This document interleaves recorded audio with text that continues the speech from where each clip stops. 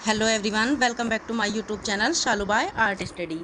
तो आप सभी जानते हैं कि हम जो है यूथ की बुक सॉल्व कर रहे हैं, जिसको हम स्टार्टिंग से ही सॉल्व कर रहे हैं। हमारा प्राचीन साहित्य कला के जो क्वेश्चन कुछ बचे हुए थे, तो वो आज की वीडियो में कंप्लीट हो जाएंगे। फिर हमारा जो है आगे का चैप्टर, हमारा आगे का टॉपिक हमारा स्टार्ट होगा। तो हम स्टार्ट करते हैं अपने कुछ क्वेश्चनों को जो आज के उसमें बचे हुए हैं प्राचीन साहित्य कला से संबंधित। तो चलिए पढ़ लेते हैं हम क्वेश्चन को। पहला क्वेश्चन है हमारा, निम्नलिखित को सुमेलित कीजिए।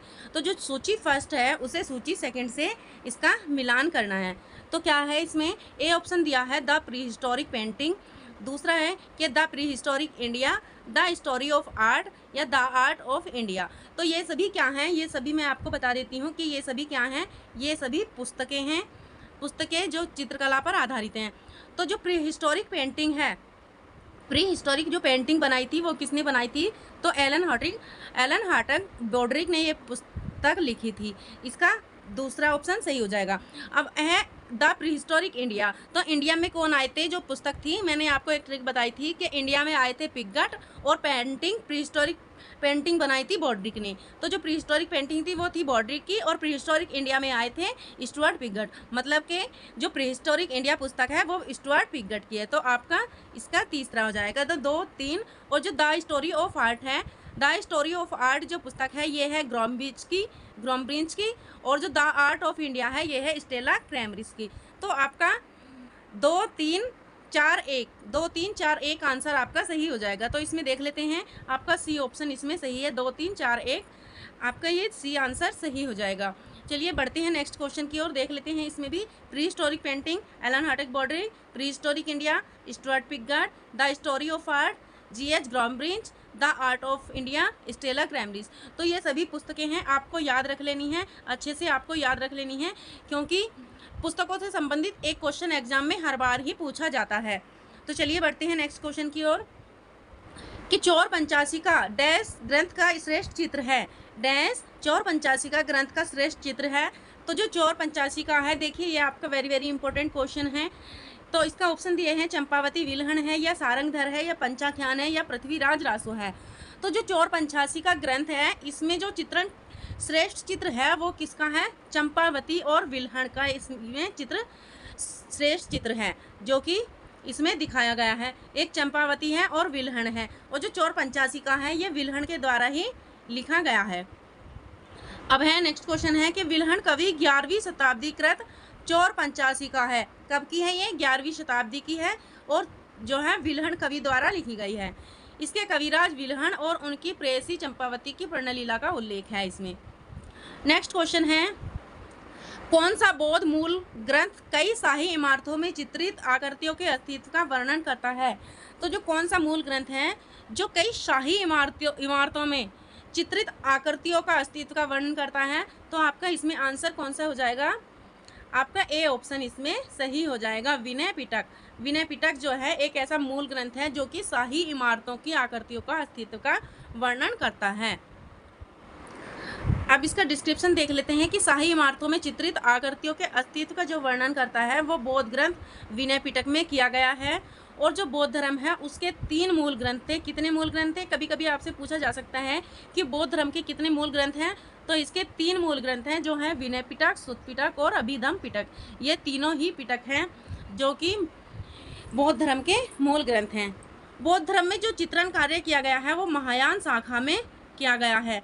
महायान शाखा में, जो महायान शाखा का ग्रंथ है, जो प्रथम ग्रंथ माना जाता है वो प्रज्ञा पारमिता ग्रंथ है, जिसमें 8000 श्लोक हैं। कितने श्लोक हैं, 8000 श्लोक हैं। और ये जो प्रज्ञा पारमिता ग्रंथ है ये पाल शैली का जो है सर्वप्रथम चित्रित ग्रंथ माना जाता है। इसमें 8000 श्लोक हैं। और देख लेते हैं जो पालशाली में बौद्ध धर्म से संबंधित चित्रित ग्रंथ हैं कौन कौन से हैं। प्रज्ञा पारमिता है, साधनमाला है, और पंचशिखा है, करणदेव गुहा है, और गंधर्व्यूह है। ये गंधर्व्यूह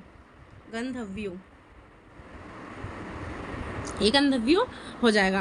तो नेक्स्ट क्वेश्चन है, देखिए आपको रिपीटेड क्वेश्चन मिला हुआ है कि चौर पंचासी का डैश द्वारा लिखा गया है। तो आपको मैंने अभी बताया है कि चौर पंचासी का जो है विलहन द्वारा लिखा गया है। फिर से ये क्वेश्चन रिपीट हो गया है, वो पहले दूसरे एग्जाम में आया था, अब ये यहाँ पर पीजीटी 2016 में ये क्वेश्चन आया हुआ है, और 2021 में भी ऐसा ही क्वेश्चन सेम आया था। अब नेक्स्ट है कि चौर पंचासी का के लेखक हैं कौन? बिल्हण हैं। और कामसूत्र के लेखक हैं वात्स्यायन। देखिए यहाँ पे आप स्क्रीनशॉट भी इसके ले सकते हैं क्योंकि ये आपके वेरी वेरी इंपॉर्टेंट हैं, वन लाइनर हैं। तो जयमंगला के लेखक कौन है? यशोधर पंडित हैं। कल्पसूत्र के लेखक क्या हैं? भद्रबाहु हैं। और शिल्प रत्न के लेखक कौन हैं? शिल्प रत्न के लेखक श्री कुमार हैं। और पंचतंत्र के लेखक विष्णु शर्मा हैं।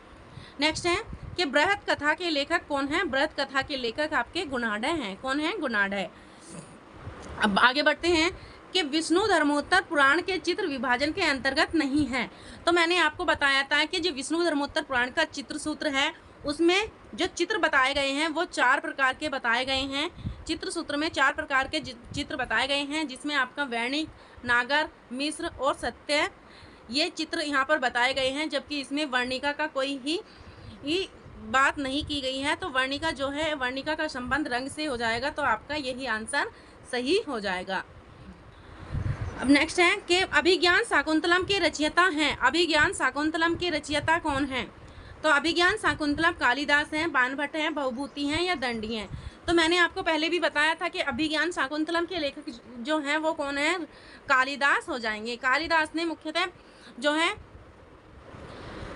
इन निम्नलिखित ग्रंथों की रचना की थी, जो कौन कौन से हैं? ऋतु संहार है, मेघदूत है, कुमार संभवम है और रघुवंशम महाकाव्य है, मालविकाग्निमित्रम है और विक्रम और वंशियम है। ये जो हैं कालिदास की रचनाएं हैं। नेक्स्ट है मेघदूत किसकी रचना है? तो मेघदूत आप सभी जानते होंगे कि मेघदूत किसकी रचना है। तो ये कालिदास की ही रचना है, जो कि आपको मैंने अभी बताया है कि मेघदूत भी किसकी है? कालिदास की रचना है। जबकि मेघदूत का जो चित्रांकन है कई चित्रकारों द्वारा किया गया है। अब है इसका डिस्क्रिप्शन देख लेते हैं कि कालिदास ने 7 ग्रंथों की रचना की थी, जो मैंने अभी आपको बताए हैं। कौन कौन से? रघुवंशम, कुमार संभवम, मेघदूत, ऋतु संहार और मालविकाग्निमित्रम। उसके बाद है विक्रम और वंशियम तथा अभिज्ञान शाकुंतलम। इनमें जो दो महाकाव्य हैं, प्रथम 2 महाकाव्य हैं, ये क्या है? प्रथम 2 ये महाकाव्य हैं। उसके बाद 2 खंडकाव्य हैं, मेघदूत और ऋतु संहार क्या है? ये खंडकाव्य हैं। और अंतिम 3 जो हैं, मालविकाग्निमित्रम, विक्रम और वंशियम या अभिज्ञान शाकुंतलम जो हैं, ये 3 नाटक ग्रंथ हैं।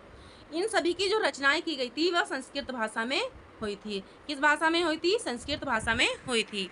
अब नेक्स्ट क्वेश्चन है कि विष्णु धर्मोत्तर पुराण का अंग्रेजी में अनुवाद किसने किया? तो मैंने आपको पहले भी कई बार बता चुकी हैं, जो विष्णु धर्मोत्तर पुराण का अंग्रेजी में अनुवाद किया था सबसे पहले वो स्टेला क्रैमरिस के द्वारा किया गया था।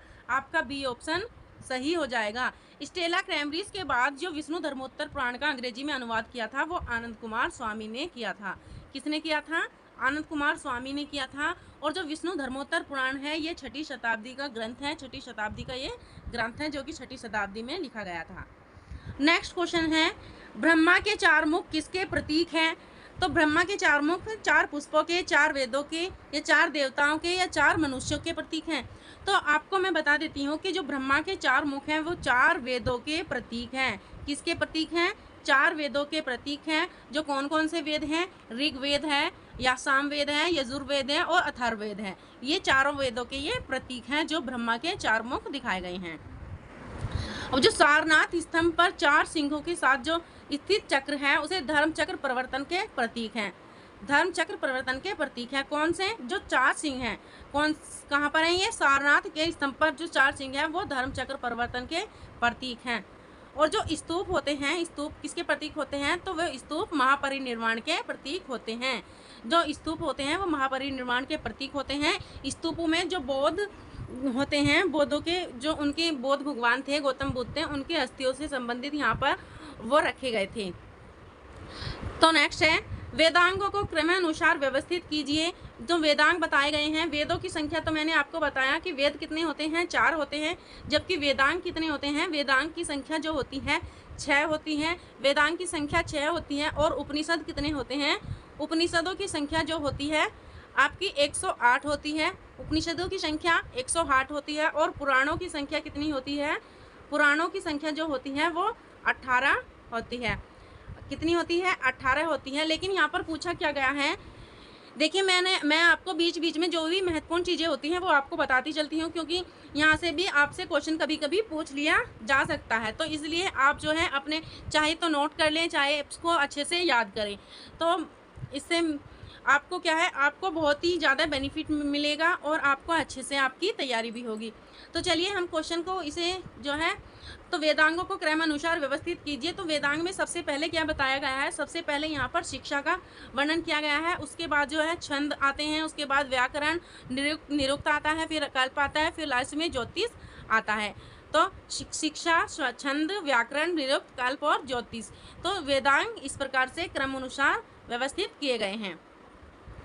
अब है वैदिक परंपरा में वर्णित विभिन्न ईश्वरीय रूप कौन से हैं। वैदिक परंपरा में वर्णित विभिन्न ईश्वरीय रूप, ईश्वरीय रूप मतलब जो भगवान के रूप में माने गए हैं, किसमें, वैदिक काल में या वैदिक परंपरा में। तो अग्नि, यम, इंद्र शक्ति हैं, वायु कुबेर सूर्य शिव हैं, या अग्नि इंद्र वायु सूर्य हैं, या शिव ब्रह्मा विष्णु सोम हैं। तो जो आपका आंसर है, आपका सी आंसर सही हो जाएगा, क्योंकि जो वैदिक काल था, वैदिक काल में वैदिक परंपरा में अग्नि, इंद्र और वायु और सूर्य को ही क्या माना गया है, भगवान के रूप में, ईश्वरीय शक्ति के रूप में इन्हें माना गया है। नेक्स्ट है कि 4 वेदों में से गायात्मक वेद कौन सा है।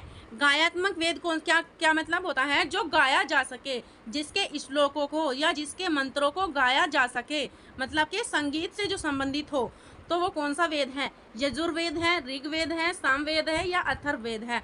तो चारों वेदों में जो गायात्मक वेद होता है वो कौन सा होता है, सामवेद होता है। कौन सा होता है, सामवेद होता है। सामवेद के श्लोकों को पूरी तरह से क्या है, गाया जा सकता है। जैसे कि यज्ञ में जो मंत्र पढ़े जाते हैं वो गाए तो जाते हैं, तो इसी तरीके से सामवेद आपका गायात्मक वेद माना जाएगा।